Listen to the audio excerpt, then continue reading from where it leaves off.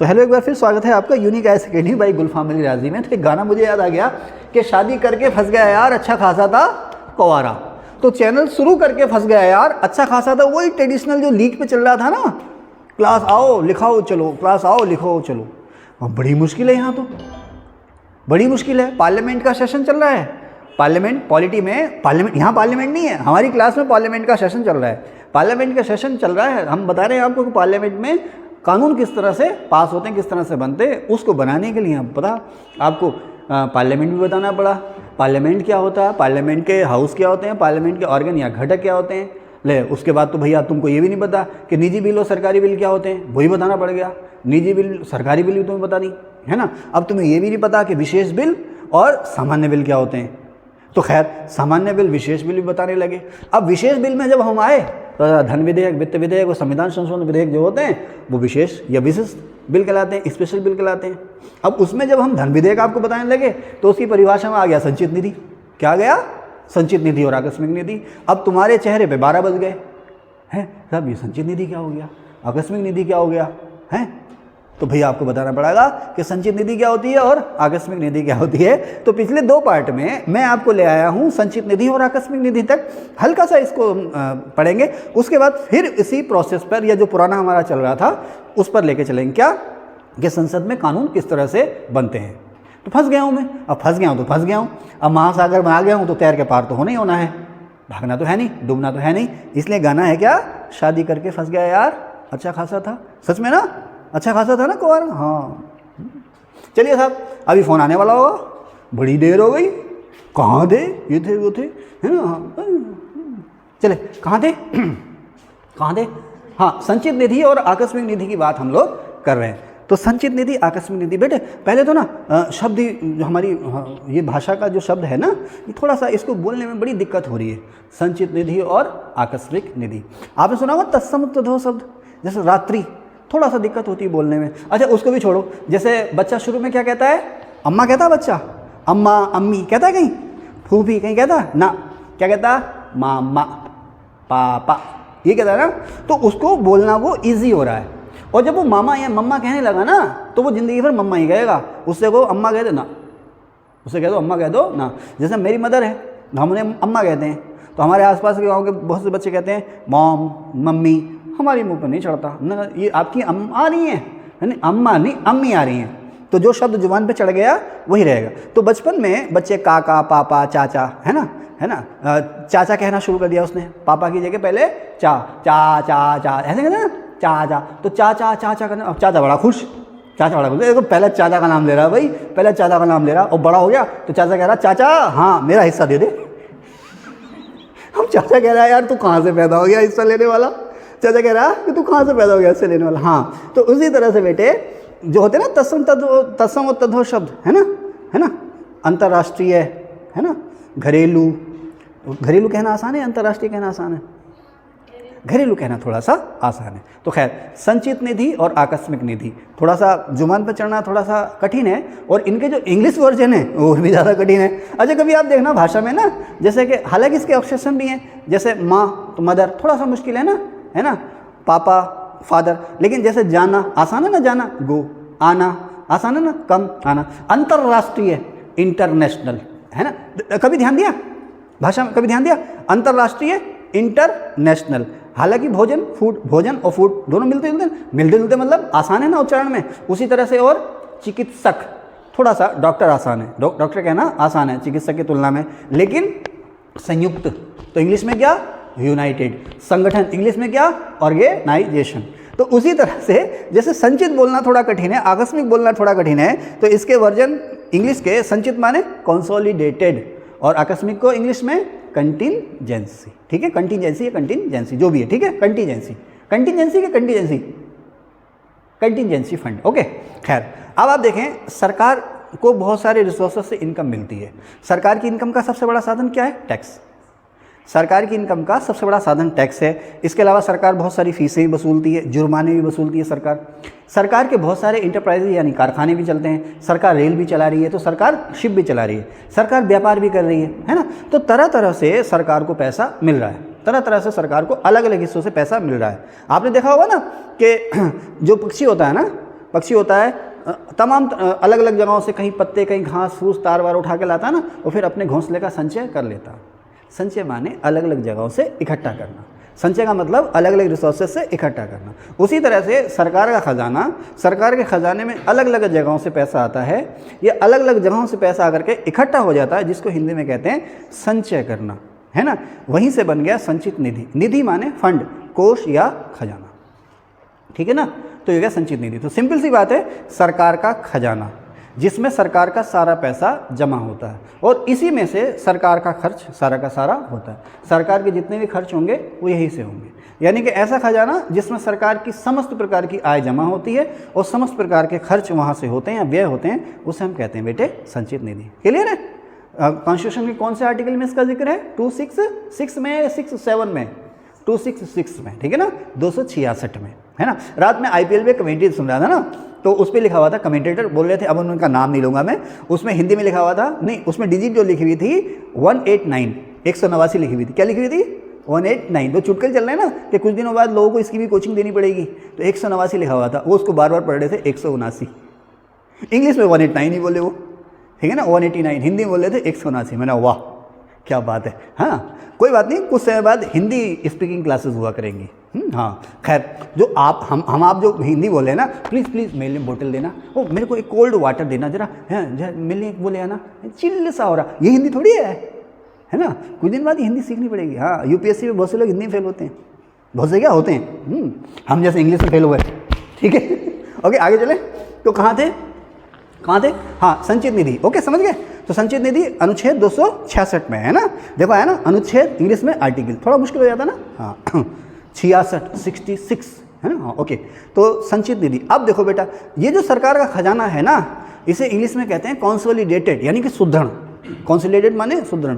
इसका मतलब बेटा ये है कि इसमें से आपने कोई भी खर्च करना है तो उसका पूरा हिसाब किताब देना होगा। इसमें जो आपने पैसा जमा किया है उसका ये पूरा हिसाब किताब देना होगा। कहीं लूट के तो नहीं ला रहे हो महमूद गजनवी की तरह। महमूद गजनवी, मोहम्मद गौरी को किसका हिसाब दे रहा हूँ? किसी का नहीं ना। खजाने में ये लूटा गई, खजाने में जमा कर दो, वहाँ पैसा चाहिए खजाने में से निकाल लो। वहाँ कौन सी संसद थी भाई? मध्यकाल में या प्री मॉडर्न एज में कोई संसद थोड़ा था, कोई हिसाब किताब लेने वाला था ही नहीं, कोई नहीं था।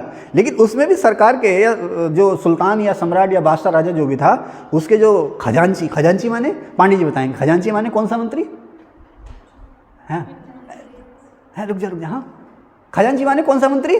तो उसने बता दिया, लेकिन अब चुप रहना। हाँ सोनू तुम बताओ। खजांची, हाँ फाइनेंस को हिंदी में क्या कहते हैं? हाँ वित्त, ठीक है ना। खजांची माने वित्त मंत्री। ओके, अब तबस्सुम बताएगी कि मुगल काल में जो नियंत्रक एवं महालेखा परीक्षक होता था उसका नाम क्या था, और जो कोषाध्यक्ष होता था, खजांची होता था, उसका नाम क्या था? मुशरिफ होता था अकाउंटेंट यानी खजाने का मुखिया, और मुस्तौफी होता था वर्तमान नियंत्रक एवं महालेखा परीक्षक। तो पढ़ाते हुए हम कहाँ चले गए? खैर, तो अब तो इस खजाने में से या संचित निधि में से जो भी पैसा निकलेगा उसके लिए संसद की मंजूरी जरूरी है, और इस खजाने में जो भी पैसा जमा होगा उसके लिए भी संसद की मंजूरी जरूरी है। आप जो समझो ना, बजट पास हो गया। बजट पास होने का मतलब यही है कि संसद ने इस खजाने में तरह तरह के टैक्सेस या और रिसोर्सेज से पैसा डालने की मंजूरी दे दी है, और संसद ने इस संसद ने इस खजाने में से तरह तरह की मदों में खर्च करने की परमिशन दे दी है। उसी कहते हैं बजट पास हो गया। आइए डर क्यों रहे हो, आगे बैठो। ठीक है, समझ गए आप? तो ये होती है संचित निधि। तो संचित निधि में से आप संसदीय की मंजूरी के बिना, संसदीय प्राधिकार के बिना या पार्लियामेंट की मंजूरी के बिना ना तो पैसा निकाल सकते हो, ना ही पैसा इसमें जमा कर सकते हैं। ठीक है ना। अब अगर आपने संसद को भी बेवकूफ़ बना दिया तो उसकी जांच के लिए बैठा है नियंत्रक एवं महालेखा परीक्षक, कॉम्प्ट्रोलर एंड ऑडिटर जनरल, जो कि स्पेशल पोस्ट है, इस काम का स्पेशलिस्ट है, खजाने की देखभाल का स्पेशलिस्ट है कि कैसा कहाँ से पैसा, कहीं कोई गबन तो नहीं हुआ, कहीं कोई गड़बड़ी तो नहीं हुई है, कहीं कोई फिजूल खर्ची तो नहीं हुई है। इसीलिए तो क्या कहते हैं? वित्त का रखवाला, वॉच डॉग। ओके, संचित निधि समझ गए बेटे। अब उसके बाद आता कौन सी निधि? आकस्मिक निधि। तो जैसे मैं एक मिसाल बता रहा था आपको, अब देखो संसद से मंजूरी लेना लंबा प्रोसेस है ना, लंबा प्रोसेस है। भले ही आप एक दिन में उस प्रोसेस को पूरा कर लो, लेकिन फिर भी 12-13 घंटे तो लग रहे हैं। युद्ध छिड़ गया, क्या छिड़ गया? युद्ध छिड़ गया, अचानक युद्ध छिड़ गया, तो भैया आप उस युद्ध में पैसा खर्च करने के लिए संसद की मंजूरी लेने में तो 12-13 घंटे लग जाएंगे। बाढ़ आ गई, भूकंप आ गया, सुनामी आ गई, मतलब कुछ भी कोई आकस्मिक खर्च आपके ऊपर आन पड़ा।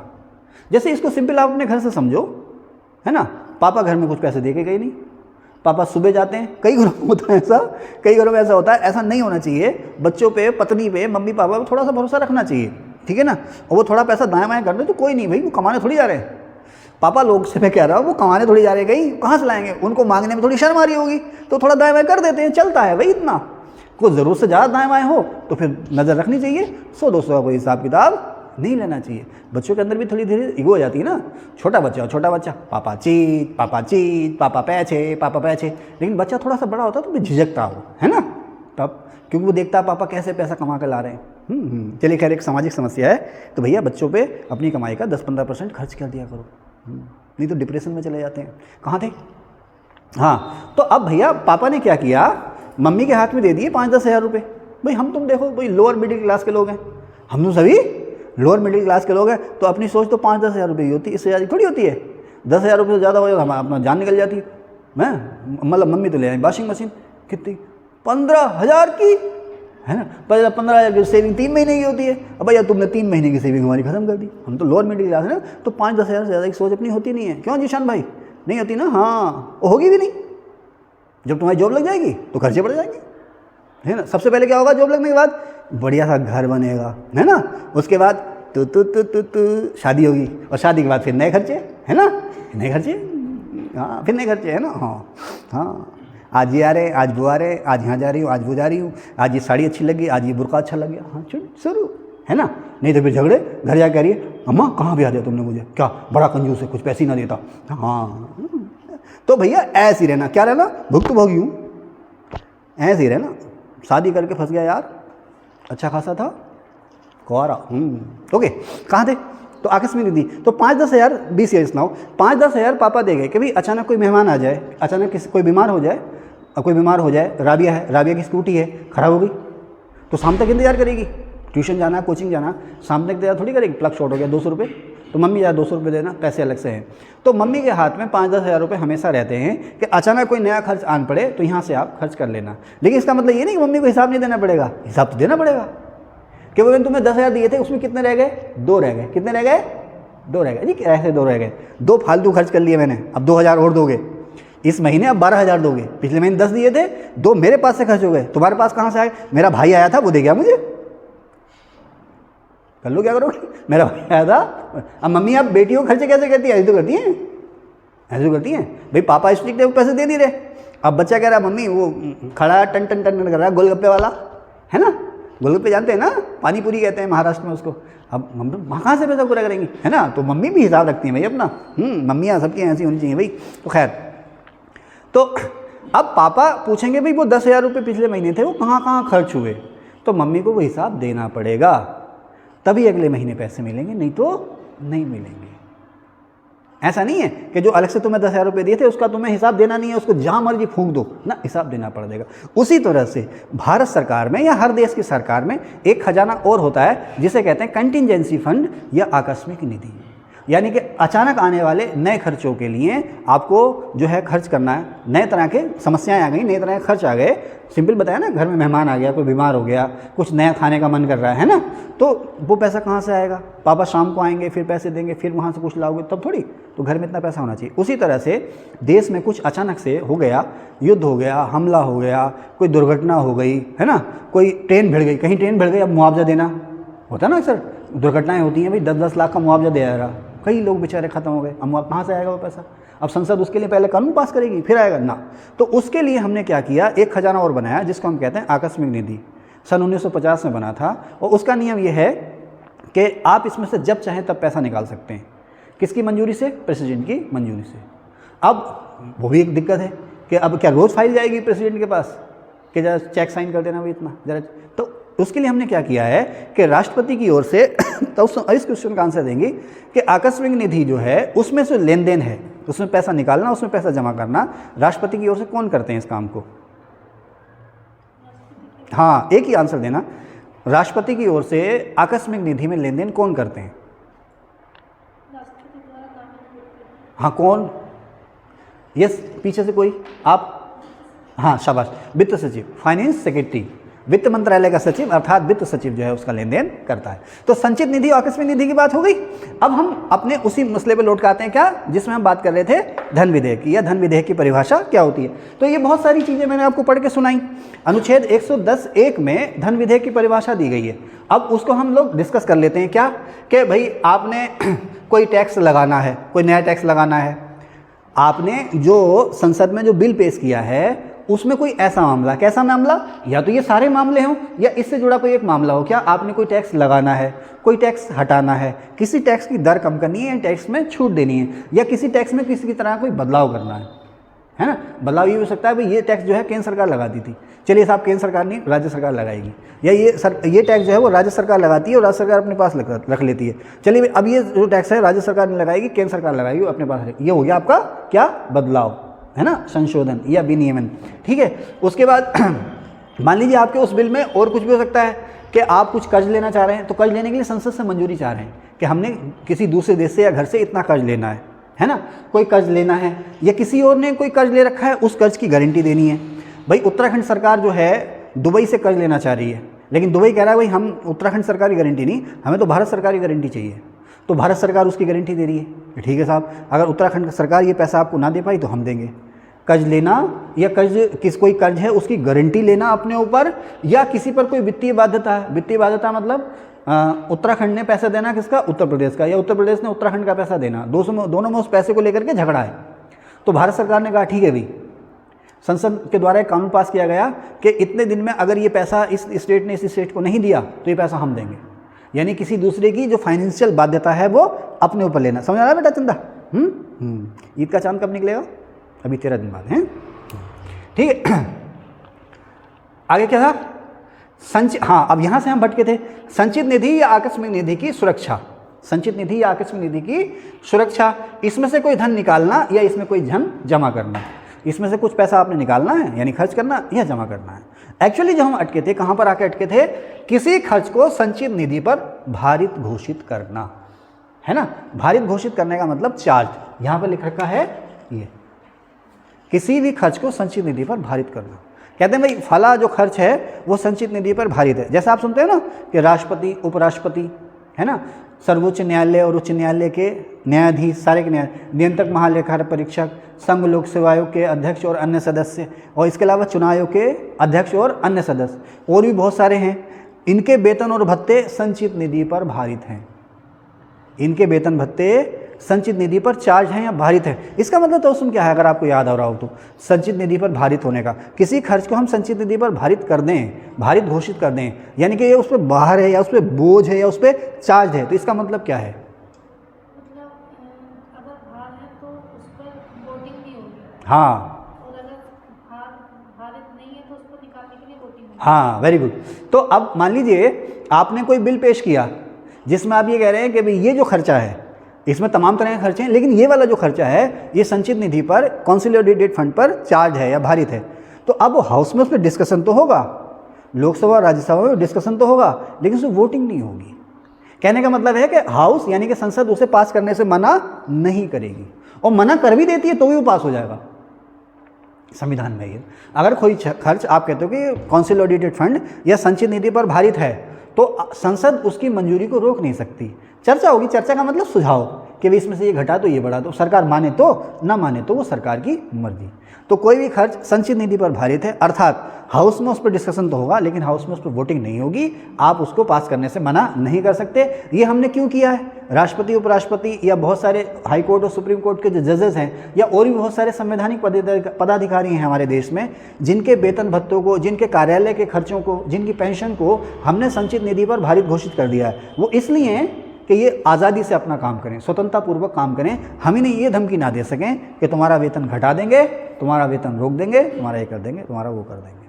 ठीक है ना। जैसे प्रशासन में अक्सर होता है ना, प्रशासन में अधिकारियों कर्मचारियों को बहुत सारे पनिशमेंट दिए जाते हैं, जिसमें से एक छोटा पनिशमेंट होता है शुरुआत में सबसे छोटा पनिशमेंट होता है 1 दिन का वेतन रोक दो, 1 महीने का वेतन रोक दो, फिर अगला पनिशमेंट होता है सस्पेंड कर दो, फिर और चलते रहते हैं, समझ रहे ना। तो हम जो प्रशासनिक अधिकारी हैं ना, तो जो प्रशासनिक आचार संहिता है, नियम कानून है ना, उससे जुड़े हुए हैं, उससे जुड़े हुए हैं। आपने देखा होगा सरकारी कर्मचारी अधिकारी जो हैं वो झगड़े से बचते हैं, ऐसा नहीं कि वो लड़ना नहीं जानते, लेकिन वो झगड़े से बचते हैं। शायद एक नियम है ना कि अगर आप 24 घंटे हवालात में गए तो तुरंत सस्पेंड हो गए आप। अब मुकदमा चलेगा, फिर बरी हो गए तमाम, लेकिन क्या हो गई, छीछा, क्या कहते हैं उसको, छीछा लेदर।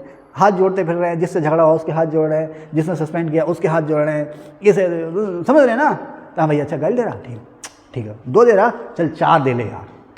हाँ भाई साहब मैंने गाड़ी रगड़ गई आपकी, अच्छा भाई साहब आप कोई दिक्कत नहीं, सारी मैं समझ, भाई साहब आप जाओ मेरी गाड़ी ले जाओ और आपकी गाड़ी मुझे दे जाओ, मैं इसको अभी गैराज में ले जा रहा हूँ, बनवा के दे जाऊँगा। बाकी कुछ लोग फिर भी नहीं, मैं तो अपना गुस्सा तुम पे उतारूँगा, उसके बाद शांत होऊंगा। हैं भाई, फिर क्या करें, फिर क्या करें, फिर क्या करें, ऐसे में क्या करें, फिर क्या करें, भाग लो, है ना। फिर क्या करें भैया, सिर पे पैर रखो भाग लो, लेकिन लड़ो मत। हाँ ठीक है ना, लड़ना तो है ही नहीं। आगे चले, कहाँ थे, कहाँ थे। हाँ तो समझ गए ना, हाँ ये होता है साहब। तो किसी खर्च को आप संचित निधि पर भारित घोषित करते हैं तो वो धन विधेयक है, वो क्या है, धन विधेयक है, ठीक है ना। या ऐसे किसी रकम को बढ़ाते हैं, यानी कि राष्ट्रपति का वेतन मान लीजिए साल में, मुझे याद नहीं है कितना है, मान लीजिए महीने का वेतन 10 लाख है, 10 लाख तो नहीं है खैर, लेकिन मान लीजिए राष्ट्रपति का वेतन 10 लाख है, अब 10 लाख से बढ़ाकर आप 11 लाख कर रहे हैं, तो इसका मतलब क्या, ऐसे किसी खर्च को आप बढ़ा रहे हैं, ठीक है ना।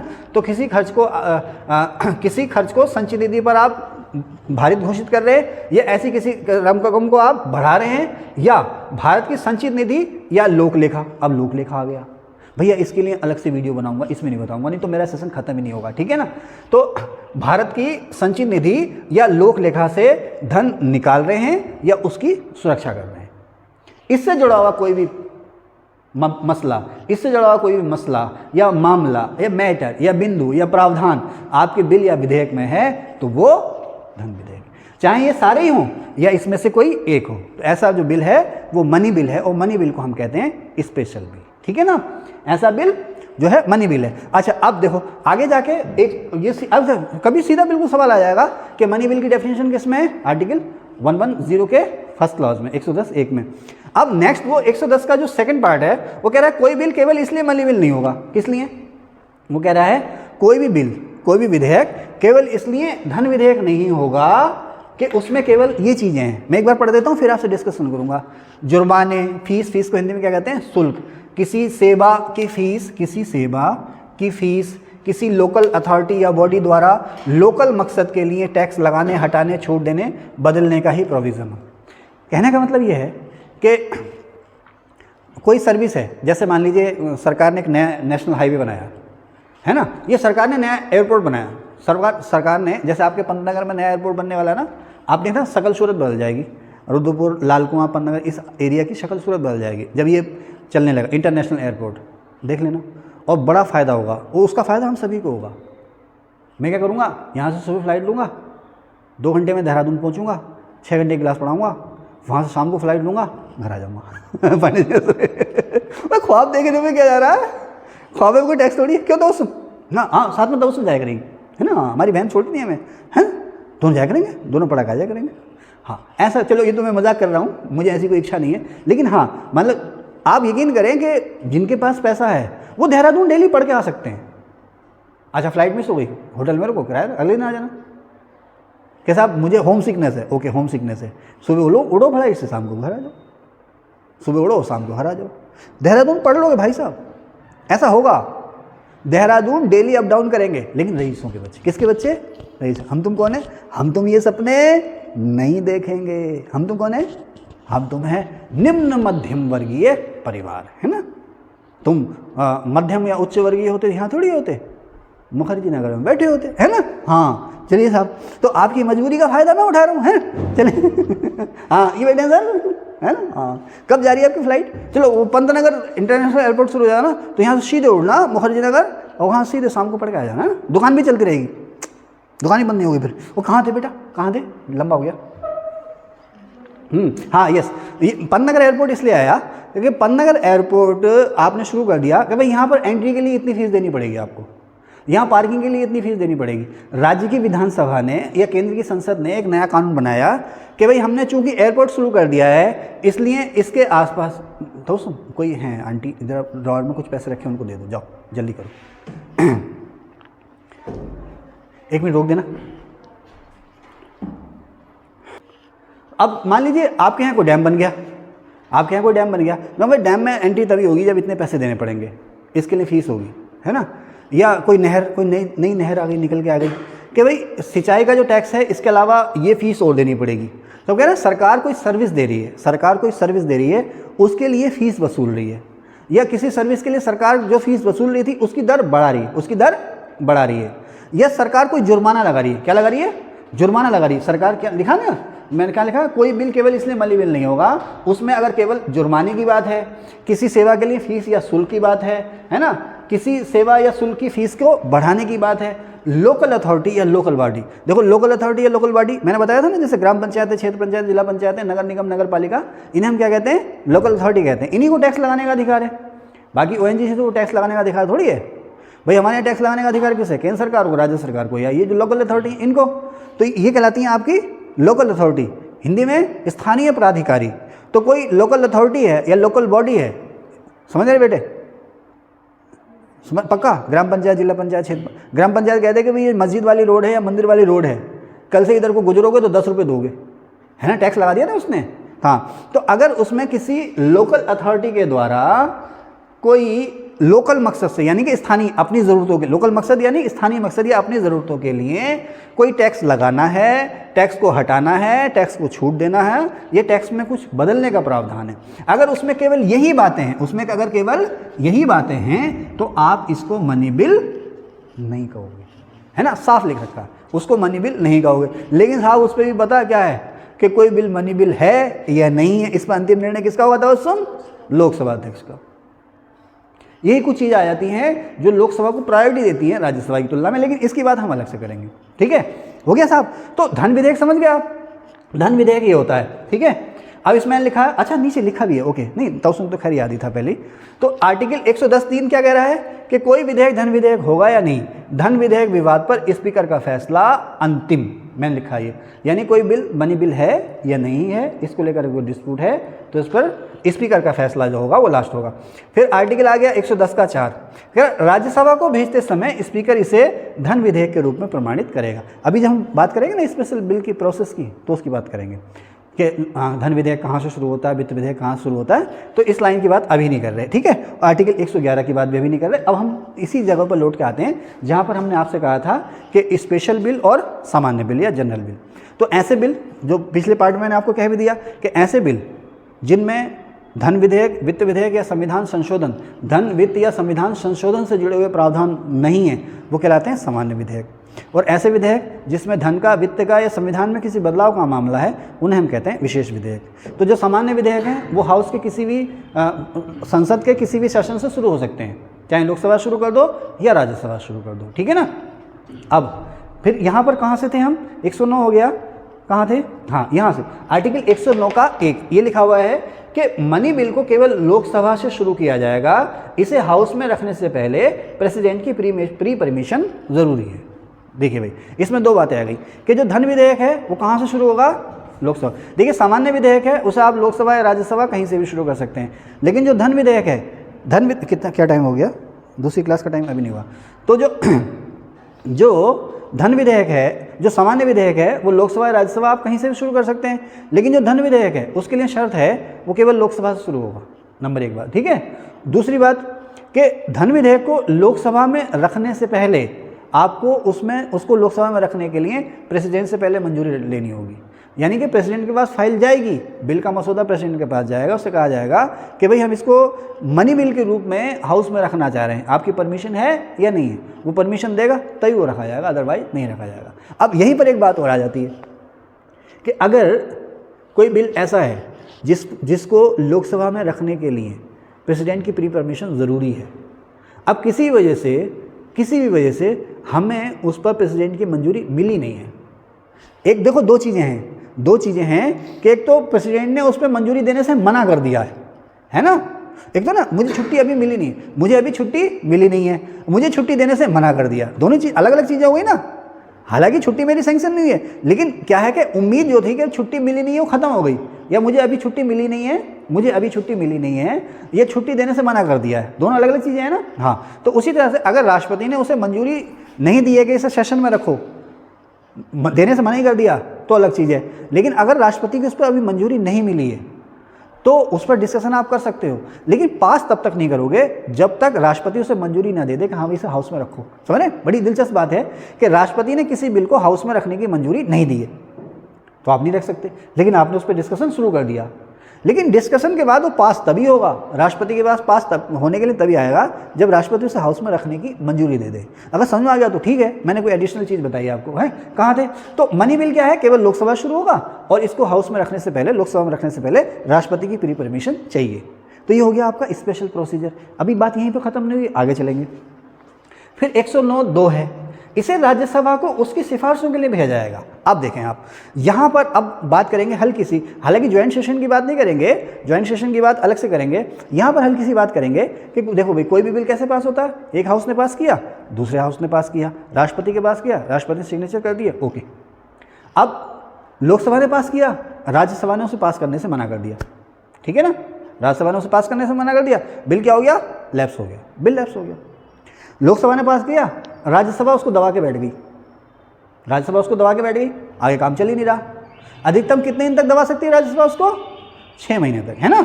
तो 6 महीने तक उसने दबाए रखा और जैसे ही 6ठा महीना खत्म हो रहा है तो उसने भेज दिया उसको वापस कि चलो भी लो कर लो, राज्यसभा उसको दबा के बैठ गई।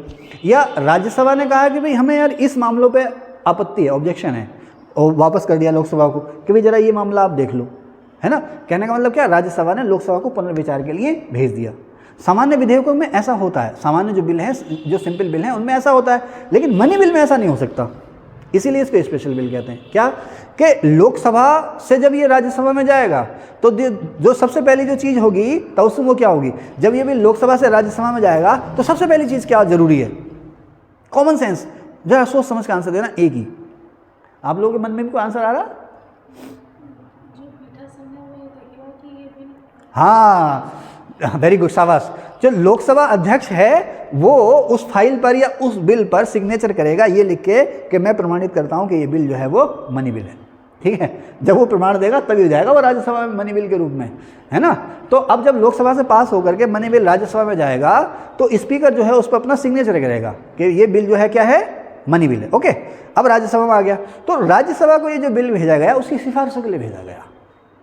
हालांकि दूसरे बिल भी सिफारिशों के लिए भेजे जाते हैं जिन्हें आप सिंपल बिल कहते हैं, लेकिन इस बिल को राज्यसभा मना नहीं कर सकती कि हम इसको पास नहीं करेंगे। राज्यसभा इस बिल को पास करने से मना नहीं कर सकती। नंबर 1 बात, राज्यसभा के लिए ज़रूरी है कि 14 दिन के भीतर इसको लौटा दे। 14 दिन हो गए, 14वें दिन लौटा दे। अगर राज्यसभा ने इसको मंजूरी नहीं दी तो भी ये वैसे ही पास हो जाएगा। राज्यसभा ने 14 दिन के भीतर ये नहीं लौटाया तो भी ये वैसे ही पास हो जाएगा। राज्यसभा ने 14 दिन के भीतर लौटा दिया लेकिन कहा कि साहब हमें ये ऑब्जेक्शन है, लोकसभा की मर्जी है, वो चाहे तो उसे माने चाहे तो उसे ना माने। अच्छा, मनी बिल पर राज्यसभा की जो भूमिका है वो सीमित है। ये चीज़ें आपको तब काम आएंगी जब हम लिखेंगे भी लोकसभा राज्यसभा की शक्तियों में अंतर बताइए।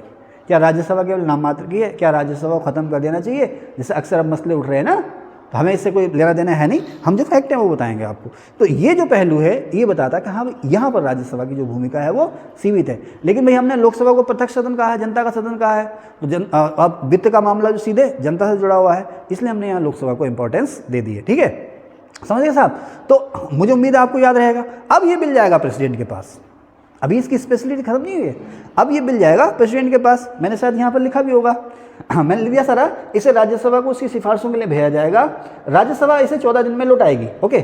अब ये है 19 नहीं है, ये 109 है, 109 का 4th, 109 का 4th क्लास। सिफारिश मानना ज़रूरी नहीं है। राज्यसभा ने अगर सिफारिशें अपनी की हैं तो लोकसभा के लिए उसकी सिफारिशें मानना ज़रूरी नहीं है। राज्यसभा के संशोधन मानना ज़रूरी नहीं है। इस पर ज्वाइंट बैठक भी नहीं होगी। मान लीजिए लोकसभा ने जो बिल भेजा, राज्यसभा उससे सहमत नहीं है, 14 दिन में नहीं लौटाया, ऐसी सिफारिशों के साथ लौटाया जिसको लोकसभा मानने को तैयार नहीं है ना, तो इनमें डिस्प्यूट हो गया। डिस्प्यूट के बाद क्या होता है, राष्ट्रपति को अधिकार है कि वो ज्वाइंट बैठक बुलाए, लेकिन मनी बिल पर ज्वाइंट बैठक नहीं होती। ये वैसे ही पास होगा जैसे लोकसभा चाहेगी, ठीक है ना। मनी बिल पर ज्वाइंट बैठक नहीं होती। और कौन सा बिल है जिस पर ज्वाइंट बैठक नहीं होती, संविधान संशोधन बिल पर ज्वाइंट बैठक नहीं होती, होती है कि नहीं होती है, बताओ, है? हाँ, नहीं होती है। संविधान संशोधन विधेयक पर ज्वाइंट बैठक नहीं होती है। अगर राज्यसभा का प्रस्ताव लोकसभा ने नकार दिया, अंततः नकार दिया, छुट्टी। लोकसभा का प्रस्ताव राज्यसभा ने अंततः नकार दिया, छुट्टी। अंततः शब्द का इस्तेमाल मैंने क्यों किया अभी बताऊंगा आपको, ठीक है। अब हो गया साहब। तो लोकसभा धन विधेयक स्पेशल विधेयक क्यों, एक बार समरी कर लेते हैं कि राष्ट्रपति की परमिशन से रखा जाएगा, लोकसभा में पहले रखा जाएगा, लोकसभा से राज्यसभा में जाएगा, राज्यसभा के अधिकारी वहाँ सीमित हैं, अब राष्ट्रपति के पास जाएगा। अब राष्ट्रपति जो है यहाँ पर पॉकेट वीटो का इस्तेमाल कर सकते हैं कि नहीं कर सकते हैं। जब भी आंसर देना ना चांद, जब भी आप आंसर देना, यही गलतियां आप लोग जो है ऑब्जेक्टिव OMR जो होती है ना मल्टीपल चॉइस क्वेश्चन में, वहाँ पर गलती करते हो।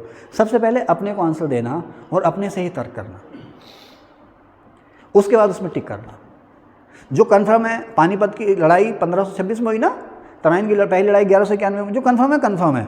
लेकिन जहाँ पर थोड़ा सा कॉन्सेप्चुअल चीज़ है, कथन कारण वाले ना, इनमें से कितने सही हैं कितने गलत हैं, हमेशा ध्यान रखना, पहले खुद से सवाल करना।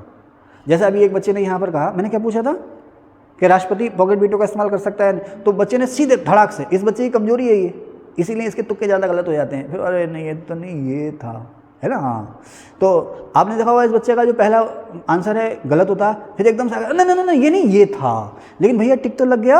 हाँ, तो देखो यहाँ धन विधेयक पर राष्ट्रपति क्या है, राष्ट्रपति या तो उसे मंजूरी देगा या मंजूरी नहीं देगा। देखो लिखा है कि मैंने यहाँ पे लिखा भी होगा, कहीं लिखा है कहीं 109 का 5 क्या कह रहा है, हाँ कहीं लिखा मैंने, कहीं लिखा है, चलो आप ढूंढ लेना जहाँ लिखा है, आप ढूंढ लेना जहाँ लिखा है कहाँ, अच्छा हाँ यहाँ पर, ठीक है। तो 109 का 5 क्या है, राज्यसभा 14 दिन में बिल ना लौटाए तो ऑटोमेटिकली पास हो जाए, इसकी बात तो हो गई। यहाँ कहीं नीचे लिखा होगा, उसको आप ढूंढ लेना, मैं आपको वैसे ही बता देता हूँ, मुझे रटा हुआ ये कि धन विधेयक के मामले में, देखो अन्य विधेयक के मामले में क्या है कि राष्ट्रपति या तो मंजूरी देगा या मंजूरी नहीं देगा, या फिर पुनर्विचार के लिए लौटा देगा, या फिर उसको कोई डिसीजन नहीं लेगा। कोई डिसीजन नहीं लेगा तो पॉकेट वीटो। हमारा जो अगला सेशन है वो इसी पर हम बात करेंगे कि पॉकेट वीटो वगैरह होते क्या हैं। धन विधेयक जब राष्ट्रपति के पास जाएगा तो राष्ट्रपति के पास जो है दो ऑप्शन है, या तो वो उसे मंजूरी देगा या मंजूरी नहीं देगा। राष्ट्रपति धन विधेयक को संसद को पुनर्विचार के लिए, संसद माने लोकसभा या राज्यसभा को पुनर्विचार के लिए नहीं लौटाएगा, बस। तो ये स्पेशल प्रोसेस, जैसे सामान्य विधेयक होता है उस पर राष्ट्रपति या तो अनुमति देगा या अनुमति नहीं देगा, या पुनर्विचार के लिए लौटा सकता है, लेकिन इसमें या तो अनुमति देगा या अनुमति नहीं देगा। तो इस तरह से ये चीज़ ख़त्म होती है कि धन विधेयक जो है वो एक विशेष विधेयक होता है। ये जो विशेष विधेयक होते हैं उनकी क्या खूबियां हैं और उनके लिए क्या विशेष प्रोसेस या क्या स्पेशल प्रोसीजर पार्लियामेंट में चलते हैं। तो धन विधेयक की बात हो गई। अब उसके बाद आर्टिकल 1111 साहब बढ़िया आ गया, आर्टिकल 111 या 111। तो आर्टिकल 111 जो बातें करता है कि बिल पर प्रेसिडेंट की मंजूरी। तो इस पर डिस्कशन थोड़ा सा लंबा हो जाएगा क्योंकि हम इसमें pocket veto, suspensive veto, absolute veto की बात करेंगे। तो इस सेशन में बस इतना ही, इस सेशन में नहीं, थक गए, इस सेशन में बस इतना ही। अगले सेशन में हम प्रेसिडेंट की जो वीटो पावर्स हैं उनकी बात करेंगे। और जो फाइनेंस बिल होता है आर्टिकल 117 में, फाइनेंस बिल के भी दो प्रकार होते हैं, एक आर्टिकल 117(1) में और एक आर्टिकल 117(3) में। एक फाइनेंस बिल ऐसा होता है जो सामान्य विधेयक के समान ही होता है, और एक फाइनेंस बिल ऐसा होता है जिस पर जो प्रोसेस होता है वो धन विधेयक के समान होता है। तो इन दोनों में क्या अंतर होता है और इसमें प्रेसिडेंट के क्या अधिकार हैं, और उसके बाद ज्वाइंट सेशन क्या होता है, किन कंडीशंस में होता है, नेक्स्ट सेशन में आपसे डिस्कस करेंगे। इस सेशन में बस इतना ही। Thank you.